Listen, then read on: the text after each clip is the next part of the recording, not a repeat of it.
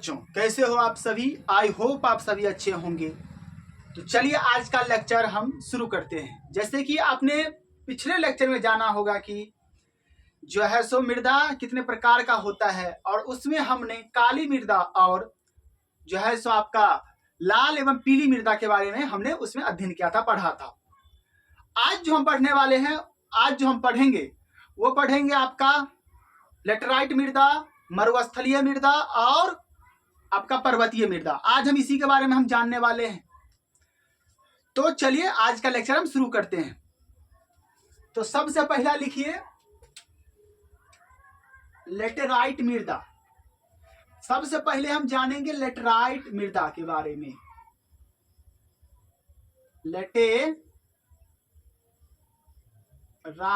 मृदा, लेटराइट मृदा, लेटराइट मृदा क्या होता है, सबसे पहले हम इसके विषय में जानेंगे कि लेटराइट मृदा आखिर क्या होता है। इसके विषय में हम जानेंगे कि इसको लेटराइट क्यों बोलते हैं। तो लेटराइट, ये आपको ऐसा लग रहा होगा कि अपना भारतीय भाषा का तो शब्द नहीं है, ये कोई विदेशी भाषा का शब्द लग रहा है। आपको ठीक लग रहा है, ये विदेशी भाषा का ही शब्द है। ये शब्द जो है सो ग्रीक भाषा के ग्रीक भाषा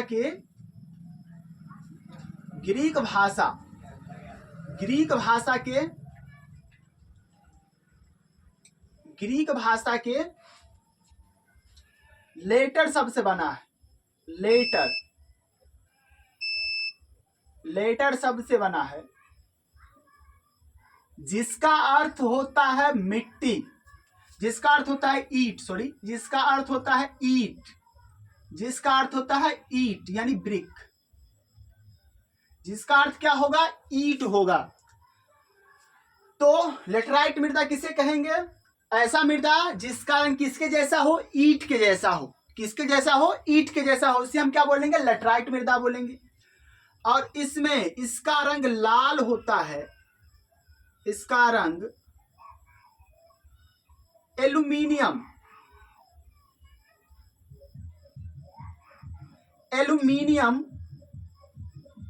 और लौह ऑक्साइड, एल्यूमिनियम और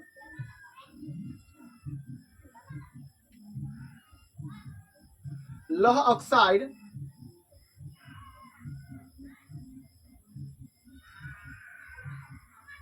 के यौगिक के कारण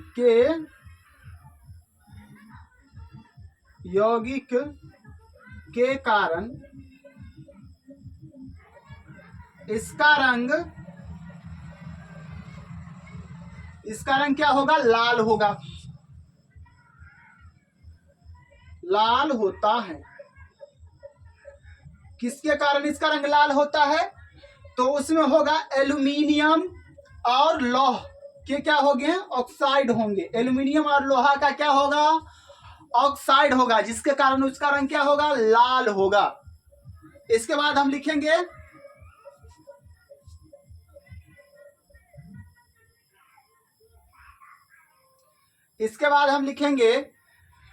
यहां तक तो आपको समझ में आ गया होगा। इसके बाद जो हम लिखने वाले हैं, लिखेंगे जब खूब वर्षा होता है ना, तो ये मिट्टी जो है, जो पर्वतीय इलाका होता है उसके नीचे में आता है। उसके नीचे जो सपाट जगह है, समतल जगह है, वहां पर्वतीय इलाका से नीचे जगह पर आता है। तो इसको भी लिखना है। तो लिखेंगे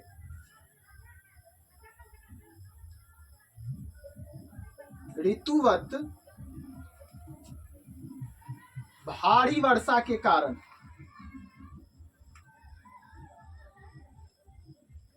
ऋतुवत भारी वर्षा के कारण यह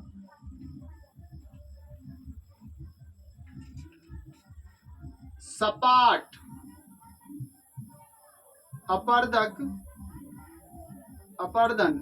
अपर्दन सतह पर, ऋतुवत भारी वर्षा के कारण यह सपाट अपर्दन सतह पर जमा हो जाती है। ये सब आपको दिखने के लिए कहाँ मिलेगा? जहाँ खूब पर्वतार पाया जाएगा, पठार, विशेष करके पठारी इलाका में देखने के लिए मिलता है। जैसे आपका तमिलनाडु हो गया, केरल में हो गया। केरल में आप एक घटना के बारे में जाने होंगे, वायनाड। वायनाड में घटना हुआ था, ऐसा ही लैंडस्लाइड हुआ था। वहाँ का जो मिट्टी था, आप देखे भी होंगे टेलीविजन में, किस प्रकार से वहाँ का मिट्टी जो लाल लाल एकदम है, वहाँ का मिट्टी जो है एकदम लाल लाल दिख रहा था। और वहाँ का जो मिट्टी है लाल लाल दिख रहा था, वो किसके कारण दिख रहा था? क्योंकि वो लेटराइट मिट्टी था। और लेटराइट मिट्टी किसके कारण ऐसा होता है? क्योंकि एल्यूमिनियम और लोहा पाया जाता है। जब भारी वर्षा होगा तो क्या होंगे, वो मिट्टियाँ जो है सो पर्वत से नीचे आएंगी, और जब नीचे आएंगी तो क्या हो जाएगा, वो नीचे आकर के जमा हो जाएगी। और इसके बाद क्या होगा? इसके बाद क्या लिख सकते हैं अगला पॉइंट, कि इसमें तीव्र निछालन होता है। तीव्र निछालन होता है, निछालन होता है। इसमें क्या होता है? तीव्र निछालन होता है, मतलब बहुत तेजी से कट कट के नीचे ये आएगा। और इसके बाद क्या लिखेंगे? इसके बाद क्या लिखेंगे कि इसमें जो है सो ह्यूमस, जो ह्यूमस किसे बोलेंगे? तो जिसमें होगा आपका खरपतवार हो गया, खरपतवार, सॉरी खरपतवार को हम क्या बोल सकते हैं? कचरा हो गया। कचरे ही लिख दे तो अच्छा रहेगा। कचरा हो गया आपका, कचरा हो गया, प्लस जैविक पदार्थ हो गया, जैविक पदार्थ। जब ये सब सड़ जाता है ना, तो एक समय ऐसा आता है कि ये ह्यूमस बन जाते हैं। क्या बन जाते हैं? ह्यूमस बन जाते हैं। तो ह्यूमस क्या है? कचरा और जैविक पदार्थों का सड़ा हुआ जो मटेरियल है, उसे हम क्या बोलेंगे? ह्यूमस बोलेंगे। पहले तो वो सड़ेगा, जब सड़ेगा तो उसको तुरंत ह्यूमस नहीं बोला जाता है। जब कुछ समय हो जाएगा, उसे भुरभुरा मिट्टी टाइप का हो जाएगा, तब उसे हम क्या बोलेंगे? ह्यूमस बोलेंगे। तो लिखेंगे इसमें ह्यूमस की मात्रा नगण्य होती है। इसमें लिखेंगे ह्यूमस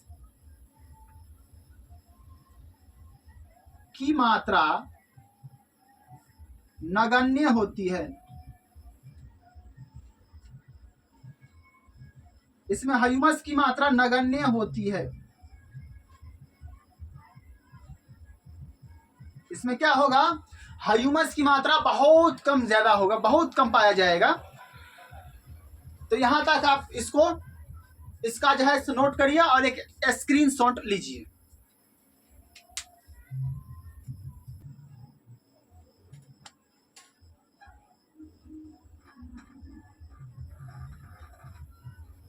आई होप यहां तक आपने इसको लिख लिया होगा। फिर हम आगे बढ़ते हैं। तो हमने कहां तक समझा था?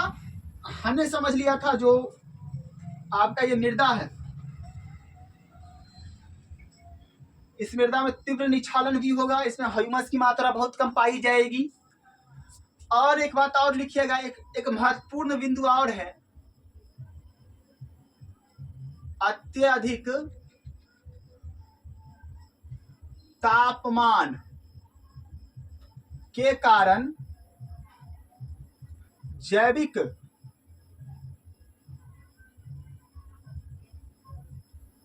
पदार्थों को अपघटित करने वाले बैक्टीरिया जो है क्या हो जाते हैं? नष्ट हो जाते हैं। बैक्टीरिया नष्ट हो जाते हैं। और जब ये बैक्टीरिया रहेगा ही नहीं तो ह्यूमस बन पाएगा? नहीं बनेगा, सिंपल सी बात है। तो ह्यूमस का निर्माण होगा ही नहीं, क्योंकि जो बैक्टीरिया है वो नष्ट हो गया है। अब बैक्टीरिया ही तो सराता है ना उसको। अपघटित डिकम्पोज कौन करता है? बैक्टीरिया ही तो करता है। और जब बैक्टीरिया रहेगा ही नहीं तो ह्यूमस की मात्रा लाजमी है कि कम बनेगा। कोई आपसे पूछ ले कि लैटराइट मृदा में ह्यूमस की मात्रा नगण्य क्यों होती है, इसका कारण क्या है, तो आप क्या जवाब दीजिएगा कि अत्यधिक तापमान के कारण जैविक पदार्थों को अपघटित करने वाले बैक्टीरिया क्या हो जाते हैं? नष्ट। और जब बैक्टीरिया हो जाएगा नष्ट तो ह्यूमस का निर्माण नहीं हो सकता है।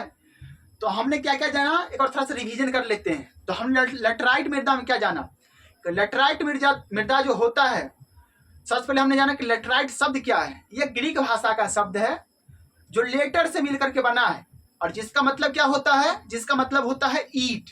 और इसके बाद हमने क्या समझा था इसके बाद हमने समझा था कि एल्यूमिनियम और लौह ऑक्साइड के कारण इसका रंग क्या होता है, लाल होता है।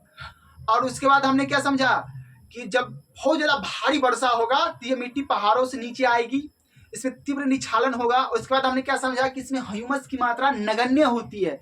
और नगण्य क्यों होती है, क्योंकि तापमान वहां पर बहुत अधिक पाया जाएगा, जिस कारण से है जो बैक्टीरिया जो है इसमें जो पाया जाएगा वो नष्ट हो जाएगा, तो जो भी चीजें होंगी उसको डिकम्पोज नहीं कर पाएगा, तो इसलिए ह्यूमस की मात्रा क्या होगी, नगण्य होगी। इसके बाद हम समझते हैं कि इसका विस्तार कहाँ कहाँ है, ये कहाँ कहाँ पाया जाएगा। विस्तार, विस्तार यानी एक्सपेंशन, एक्सपेंशन, एक्सपेंशन।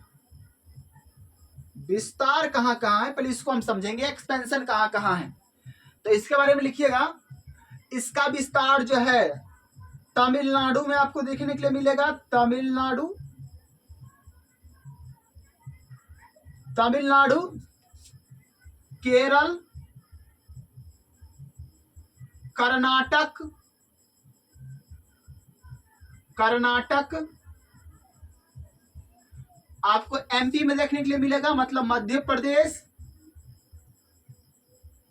और कहां देखने के लिए मिलेगा आपको, ये ओडिशा में देखने के लिए मिलेगा आपको, ये ओडिशा।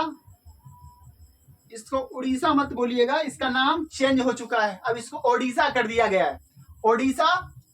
और कहां देखने के लिए मिलेगा, और ये आपको देखने के लिए मिलेगा पहला तमिलनाडु, केरल, कर्नाटक, एमपी और ओडिशा। और कहां देखने के लिए मिलेगा, तो आप सबसे जानते होंगे कि असम जो है चाय के लिए फेमस है, तो और देखने के लिए मिलेगा असम। और असम में कहा, तो असम में तो मैदानी भाग भी है, असम के पहाड़ियों में, कहा पहाड़ियों में, पहाड़ियों में, पहाड़ियों में देखने के लिए मिलेगा।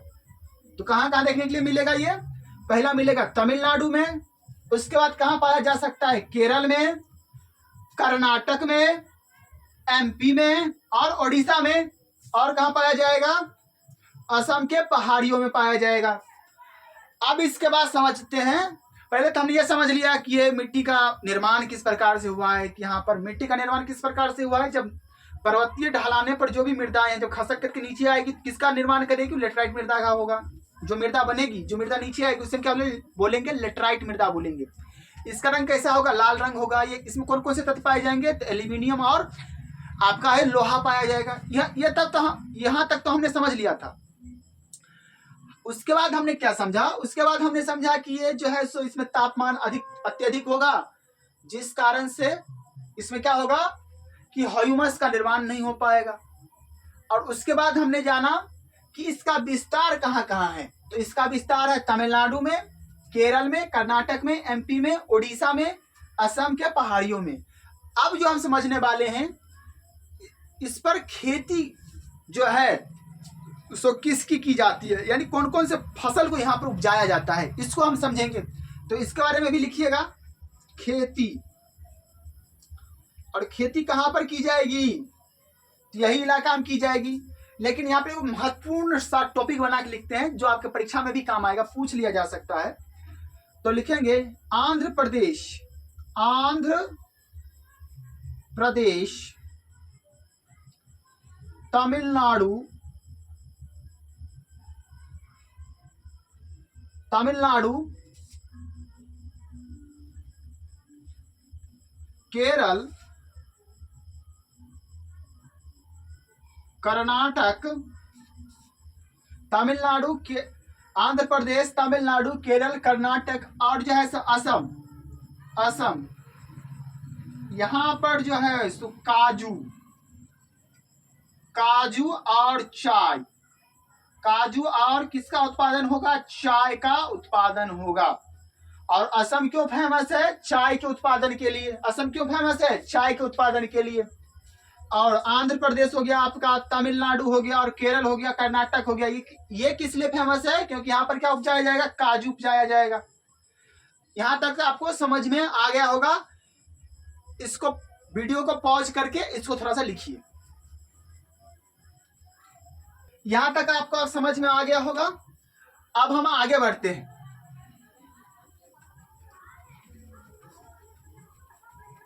अब जो हम समझेंगे वो समझेंगे मरुस्थलीय मृदा।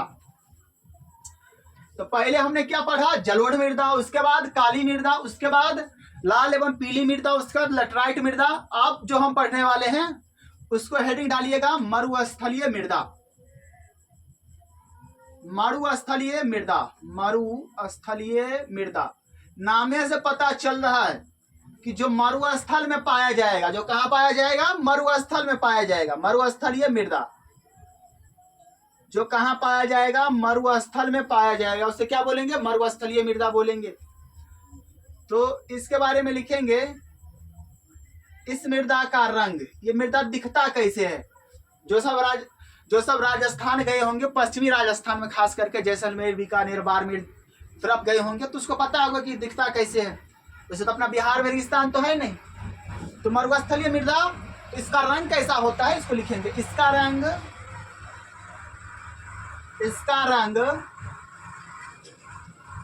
लाल या भूरा होता है। इसका रंग क्या होता है, लाल या भूरा होता है, भूरा होता है। और इस पर जो है सो कोनो फसल नहीं उपजाया जाता है। फसल अगर बोले तो यहाँ पर वैसे नेचुरली तरीका से बोले, नेचुरली, तो यहाँ पर कोई फसल नहीं उपजाया जाएगा। लेकिन अगर यहाँ पर हम बोले, अगर नहरों का विकास हो गया है, अभी इंदिरा गांधी नहर है राजस्थान में, पश्चिमी राजस्थान में जाता है, जो झेलम नदी से पानी को लेकर के जा रहा है, तो इसके कारण जो है सो यहाँ पर जो है सो फसल उपजाई जाती है। इसमें हो गया आपका गेहूं, हो गया गेहूं बच जाता है, आपका हो गया मक्का भी थोड़ा बहुत हो जाता है, और जो जिसमें पानी की आवश्यकता बहुत कम होता है वो सब फसल यहाँ पर उपज जाता है। तो इसको भी हम लिखेंगे, ये कहाँ कहाँ पाया जाता है, इसका एक्सपेंसर कहाँ कहाँ है, विस्तार कहाँ कहाँ है, इसको भी लिख लेते हैं। विस्तार कहाँ कहाँ है इसका, तो इसके बारे में लिखिएगा। इसका विस्तार पश्चिमी राजस्थान, उसके बाद आ जाएगा पश्चिमी हरियाणा,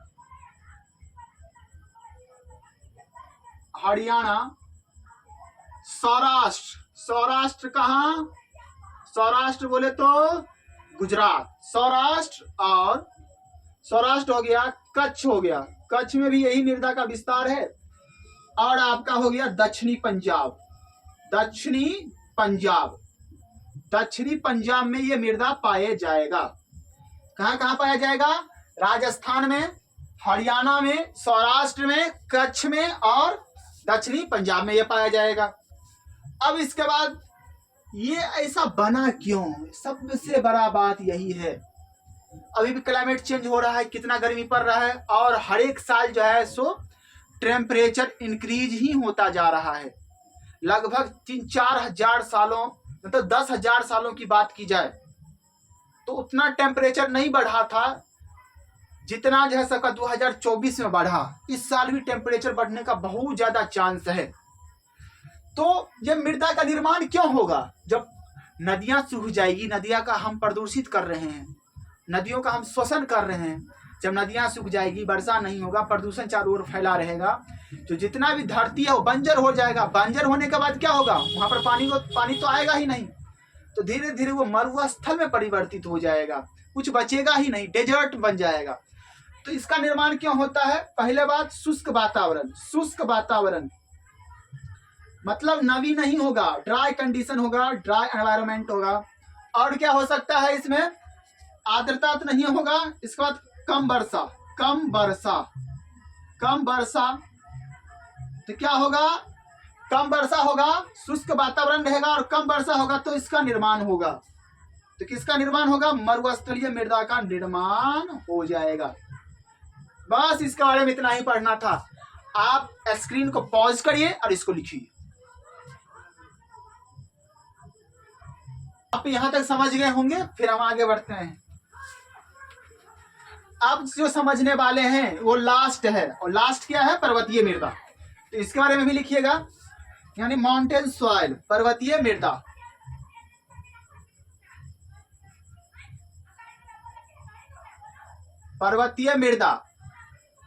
अब पर्वतीय मृदा क्या होता है इसको हम समझते हैं। तो इसके बारे में लिखिएगा, यह पर्वतीय क्षेत्रों में पाया जाता है। ये कहाँ पाया जाएगा? पर्वतीय क्षेत्रों में पाया जाता है। क्षेत्रों में पाया जाता है। कहाँ पाया जाता है? पर्वतीय क्षेत्रों में पाया जाता है। और जहां पर क्या होगा? वर्षा वन होगा। यह पर्वतीय क्षेत्रों के वर्षा वन, जहां पर वर्षा वन होगा, यह वर्षा वन में पाया जाता है। वर्षा वन में पाया जाता है। वर्षा वन में पाया जाता है। और क्या लिख सकते हैं इसके बारे में? और लिख सकते हैं हिमाच्छादित क्षेत्रों। हिमाच्छादित मतलब समझते हैं? जहां पर बर्फ जमल रहेगा। हिमाच्छादित क्षेत्रों, क्षेत्रों में क्या होगा? अपर्दन होगा। अपर्दन क्या होगा? अपर्दन होगा। हिमाच्छादित क्षेत्रों में अपर्दन होगा तो क्या हो जाएगी इस मृदा में? अम्लीय, अम्लीय गुण बढ़ जाएगा। और क्या होगा? अम्लीय गुण बढ़ने के साथ साथ, अम्लीय गुण बढ़ने के साथ साथ क्या होगा? ह्यूमस रहित हो जाएगा। ह्यूमस रहित हो जाएगा, यानी हम ह्यूमस यहाँ पर नहीं होगा। पहला क्या हो जाएगा बताइए? पहला हो जाएगा ये यहाँ पर अम्लीय और ह्यूमस रहित हो जाएगा। पहले ये अम्लीय हो जाएगा, दूसरा बात ये ह्यूमस रहित हो जाएगा। अगर ह्यूमस रहित होगा तो यहाँ उपजाऊ नहीं होगा।